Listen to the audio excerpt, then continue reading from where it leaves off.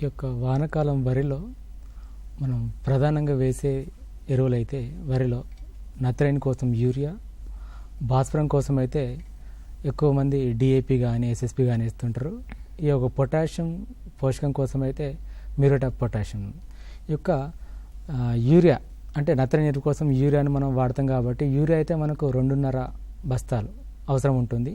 ఈ యొక్క యూరియాని మనం సమపాలలో విభజించుకొని మూడు సమపాలుగా విభజించుకొని ఆఖరి దమ్ములోని ఒకసారి, తర్వాత పంట దశలో, తర్వాత పూత దశలో ఈ సమపాలలో వేసుకున్నట్లయితే ఈ యొక్క నత్రజని లోపాన్ని మనం సవరించుకోవచ్చు.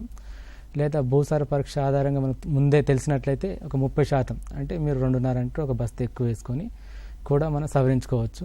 డిఏపి అయితే 1 బస్తా అవసరం ఉంటుంది. మనం ఎస్ఎస్పి సింగిల్ సూపర్ ఫాస్ఫేట్ అయితే 3 బస్తాలు అవసరం ఉంటుంది.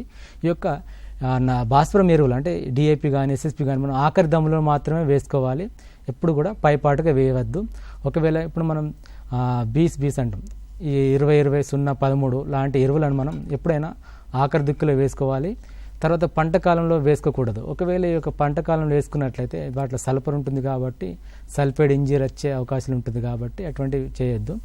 తర్వాత ఎప్పుడైనా భాస్వరం ఎరువులు ఆఖరి దిక్కులు వేయాలి, పైపాటుగా వేయొద్దు. తర్వాత పొటాష్ ఎరువుల కోసం అయితే మనం వరి పంటలో మ్యూరేట్ ఆఫ్ పొటాషియం, ఈ మ్యూరేట్ ఆఫ్ పొటాషియం మనకు 27 కిలోల వరకు అవసరం ఉంటుంది. దీన్ని కూడా 2 సమభాగాలు విభజించుకొని ఆఖరి దమ్ములో ఒకసారి, తర్వాత పూర్తి దశలో వేసుకున్నట్లయితే మనం దిగుబడులను పొందవచ్చు.